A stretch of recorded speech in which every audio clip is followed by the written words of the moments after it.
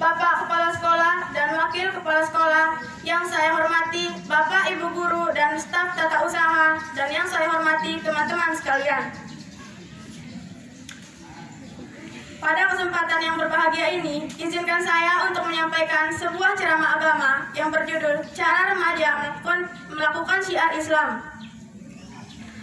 Seperti yang kita ketahui, remaja adalah masa peralihan yang dari kanak-kanak menuju dewasa. Dan masa remaja juga merupakan masa di mana seseorang belum dapat hidup sendiri. Pada masa remaja ini, seseorang tidak dapat disebut kanak-kanak dan juga belum dapat dikatakan dewasa. Teman-teman, ada beberapa tips yang dapat membantu kita agar bisa melakukan syiar Islam. Di antaranya adalah: 1. Luruskan dan niatkan setiap kegiatan kita hanya untuk Allah Subhanahu wa Ta'ala. 2. Praktekkan selalu apa yang kita katakan. 3. Jangan pernah menilai teman dari wajah dan penampilan. 4. Lakukan dan tunjukkan pada mereka bahwa salat 5 waktu itu penting dari semua kegiatan.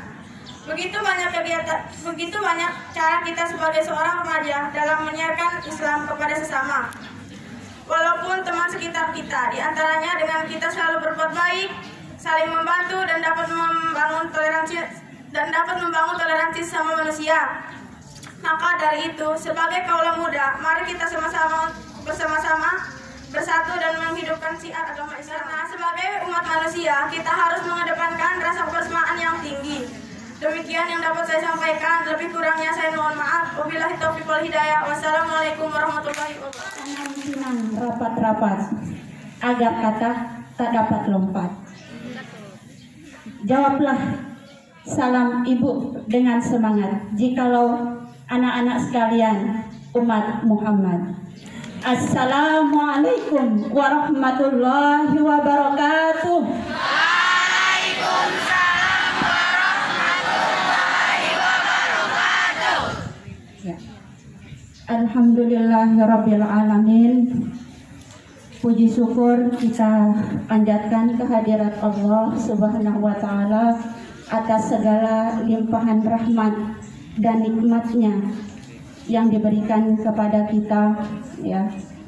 Dan tak lupa kita haturkan selawat serta salam ke junjungan Nabi besar Muhammad Sallallahu Alaihi Wasallam yang telah membimbing kita dari alam kegelapan menuju alam yang terang benderang.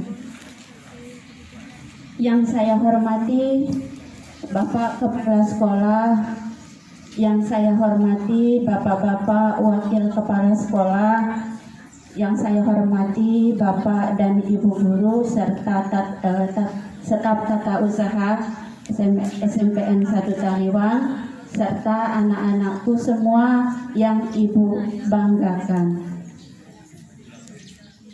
Menyambung dari apa yang disampaikan oleh Bapak dan Ibu Guru di dalam kelas, atau bapak-bapak guru yang telah memberikan arahan pada saat kegiatan imtak di hari Jumat dan Sabtu, ya, terutama mengenai sikap, ya.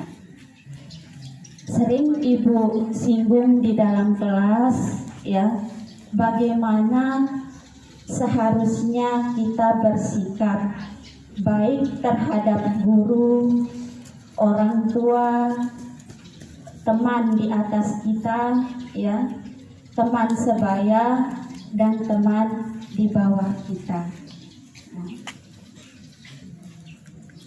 Anak-anakku sekalian, pernah Ibu perhatikan, ya, anak-anak yang terlambat, yang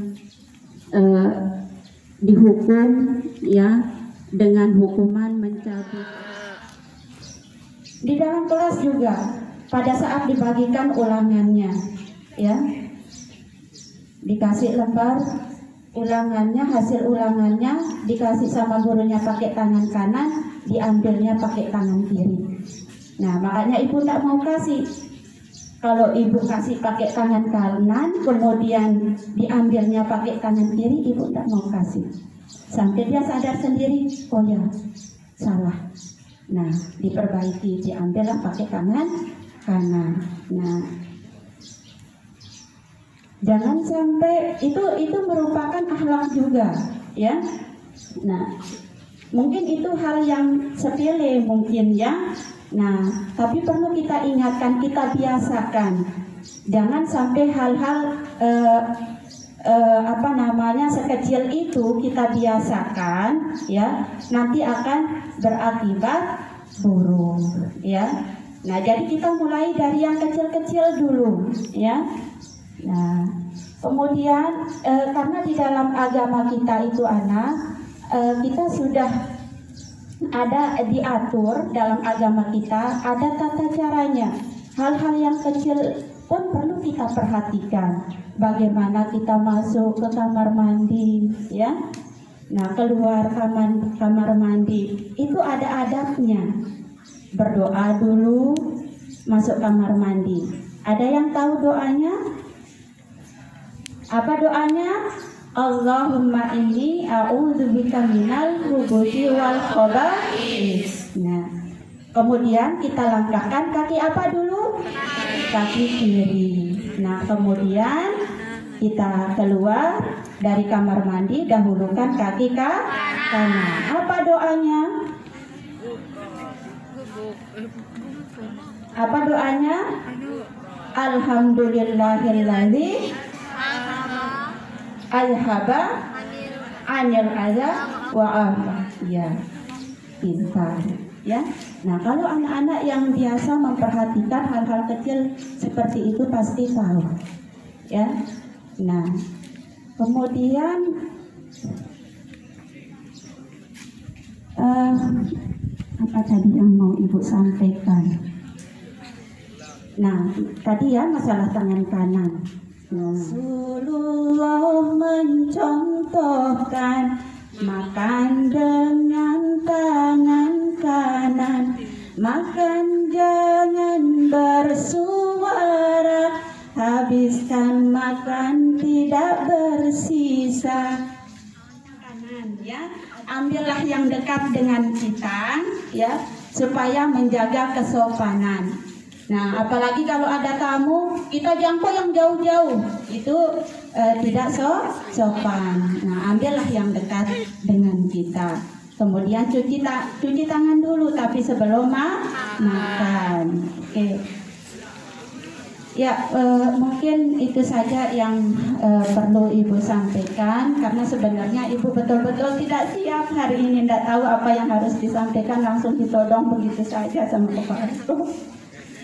Ya, jadi tolong anak, pesan Ibu tetap dijaga sikapnya, tingkah lakunya, perilakunya, akhlaknya, ya, baik terhadap guru, orang tua, teman, ya, tidak boleh saling menghina, tidak boleh mencaci maki temannya yang biasa dikeluarkan, ya, kalian disekolahkan supaya tidak lagi menyebut nama-nama binatang. Nah, jadi tolong dijaga tutur katanya, ya, sopan santunnya, etikanya. Mungkin itu dulu yang bisa Ibu sampaikan. Terima kasih atas perhatiannya. Assalamualaikum warahmatullahi wabarakatuh. Waalaikumsalam warahmatullahi wabarakatuh. Kan kalau enggak bisa ngomong di depan. Jadi apa yang disampaikan tadi berhubungan juga dengan ceramah temanmu tadi, ya, berbuat baik sesama manusia tadi yang saya tangkap sedikit. Jadi tidak memilih-milih, ya, tidak membeda-bedakan, ya, karena kita umat Islam tidak boleh membeda-bedakan antara manusia A, manusia B. Kalau sudah bilang manusia, menyeluruh manusia itu. Tidak harus melihat agama apa, agama A, agama B. Ya, hablum minan nas itu menjelaskan bahwa kita harus baik kepada semua manusia, semua ciptaan yang maha kuasa. Itu tuntutannya. Jangan karena kita umat Islam merasa paling benar sendiri. Jangan, walaupun betul kita benar, tapi jangan merasa paling benar, karena itu akan menyesatkan pada diri kita. Kamu, ya, membeda-bedakan. Saya ulang, ya, karena kita diciptakan, ya, oleh Allah itu disuruh saling kasih sayang, ya. Jadi jangan karena kita merasa paling sempurna, umat kita paling sempurna, terus kita wah, nah ini akan mencelakakan sebenarnya. Tidak sadar kita akan celaka itu. Bahwa merasa benar itu sama dengan kita merebut Sadaqallahul azim, maha benar Allah. Tapi kalau kita yang merasa benar, berarti haknya Allah sudah kita kuasai. Berarti kita yang besar daripada Allah. Itu yang tidak kita sadari itu. Banyak yang tidak kita sadari itu yang membuat kita celaka. Makanya sedikit yang selamat katanya. Yang selamat itu sedikit nanti di akhirat itu. Karena apa? Tidak menyadari kita setiap hari merebutnya hak Allah. Merasa benar, rebut benar. Merasa paling baik, merasa paling benar. Itu terus, ya, tidak pernah kita sadari itu. Ya, jadi tadi sedikit saya tangkap ceramah temanmu termasuk Ibu Tati, walaupun sedikit sebenarnya untuk keakhlakan, untuk belajar mengoreksi kesalahan-kesalahan yang kita perbuat tiap hari itu.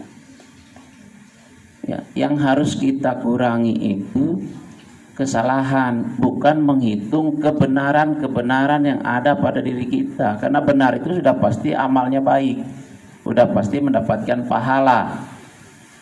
Ya. Tapi kebanyakan sebaliknya, kita selalu menghitungkan kebaikan.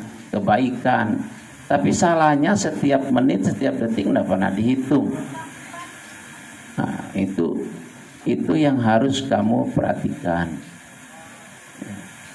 Jadi terima kasih kepada temanmu tadi, walaupun groginya tadi tingkat tinggi, ya, yang tadinya materinya sudah dihafal luar biasa.